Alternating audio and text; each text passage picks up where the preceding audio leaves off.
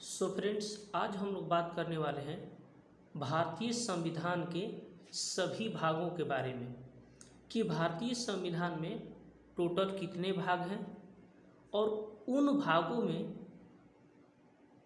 जो अध्याय हैं उनके बारे में बात करेंगे कि संविधान के कौन कौन से भाग में कौन कौन से अध्याय हैं और उन अध्यायों में किस चीज़ का उल्लेख किया गया है और संविधान के इस टोटल भाग में क्या क्या प्रावधान किया गया है, यानी किस किस चीज़ों का उल्लेख किया गया है, क्या क्या उल्लेख किया गया है। ठीक है, तो चलिए शुरू करते हैं और इसे समझने का प्रयास करते हैं। देखिए, संविधान के यानी इंडियन कॉन्स्टिट्यूशन के टोटल 22 भाग हैं। ठीक है, यानी भारतीय संविधान के कुल 22 भाग हैं। ठीक है, तो अब हम लोग बात करेंगे कि इन 22 भागों में क्या क्या उल्लेख किया गया है और उसके अंदर आने वाले जो अध्याय हैं उनके अंदर क्या क्या उल्लेख किया गया है। तो देखिए, सबसे पहले संविधान के भाग नंबर 1 में संघ और उसके राज्य क्षेत्र के बारे में बताया गया है कि भारत जो है एक राज्यों का संघ है। ठीक है, इसके बाद भाग 2 में नागरिकता की बात की गई है। ठीक है, इसके बाद भाग 3 में मूलभूत अधिकार यानी मौलिक अधिकार, मूलभूत अधिकार को मौलिक अधिकार भी कहा जाता है। ठीक है, मौलिक अधिकार। इसके बाद भाग 4 में राज्य के नीति निर्देशक तत्व के बारे में समझाया गया है, यानी बताया गया है। किसमें? भारतीय संविधान के भाग 4 में। इसके बाद भाग 4 के क में मूल कर्तव्यों को बताया गया है।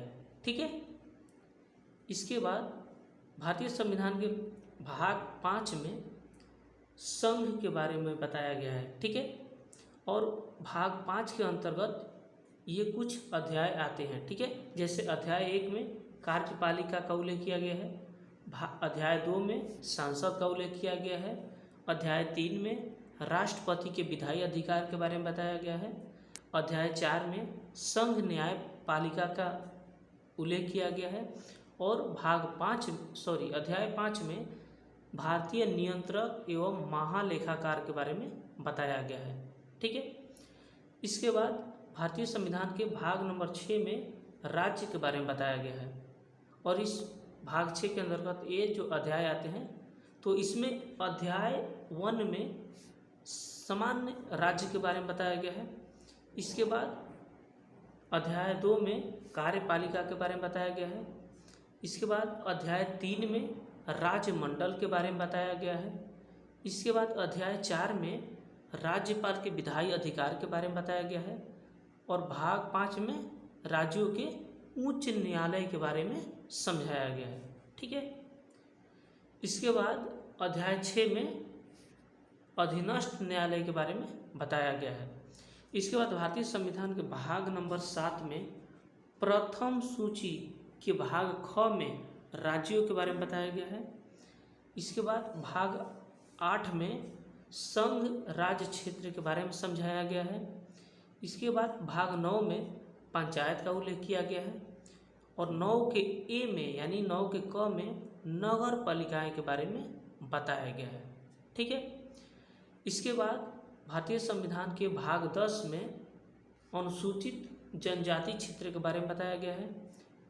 भाग 11 में संघ और राज्यों के बीच संबंधों के बारे में बताया गया है और इसके अंदर जो अध्याय आते हैं, इसमें अध्याय 1 में विधायी संबंध के बारे में बताया गया है और अध्याय 2 में प्रशासनिक संबंध के बारे में बताया गया है। ठीक है, इसके बाद भाग 12 में वित्त, संपत्ति, संविदाएं और वाद के बारे में उल्लेख किया गया। किसमें? भारतीय संविधान के भाग 12 में। और 12 के अंतर्गत जो अध्याय आते हैं, इसमें अध्याय 1 में वित्त के बारे में, अध्याय 2 में उधार के बारे में, अध्याय 3 में संपत्ति, संविदाएं, अधिकार, देयताएं, बाध्यताएं और वाद के बारे में बताया गया है। ठीक है, इसके बाद अध्याय 4 में संपत्ति के अधिकार के बारे में बताया गया है और संविधान के भाग नंबर 13 में राज्य भारत के राज्य क्षेत्र के अंदर व्यापार, वाणिज्य और समागम के बारे में समझाया गया है, यानी उल्लेख किया गया है। इसके बाद भाग 14 में संघ और राज्य क्षेत्रों के अधीन सेवाएं के बारे में बताया गया है, जिसमें से अध्याय के रूप में समझाया गया है। जैसे अध्याय 1 में सेवा के बारे में बताया गया है, अध्याय 2 में लोक सेवा आयोग आया नहीं लोक सेवा आयोग के बारे में बताया गया है, ठीक है। इसके बाद भाग 14 के क में अधिकरण के बारे में बताया गया है। इसके बाद भाग 15 में निर्वाचन के बारे में उल्लेख किया गया है। भाग 16 में कुछ वर्गों के संबंध में विशेष उपबंध के बारे में उल्लेख किया गया है। इसके बाद भारतीय संविधान के भाग 17 में राज्य भाषा का उल्लेख किया गया है, जिसमें से अध्याय 1 में संघ की राजभाषा का उल्लेख किया गया है, अध्याय 2 में क्षेत्रीय भाषाएं का उल्लेख किया गया है, अध्याय 3 में उच्चतम न्यायालय और उच्च न्यायालयों आदि के भाषाओं के बारे में उल्लेख किया गया है, और अध्याय 4 में विशेष निर्देश के बारे में बताया गया है। इसके बाद भाग 18 में आपातकाल उपबंध के बारे में उल्लेख किया गया है। भाग 19 में प्रकीर्ण के बारे में समझाया गया है। इसके बाद भाग 20 में संविधान के संशोधन का उल्लेख किया गया है, ठीक है।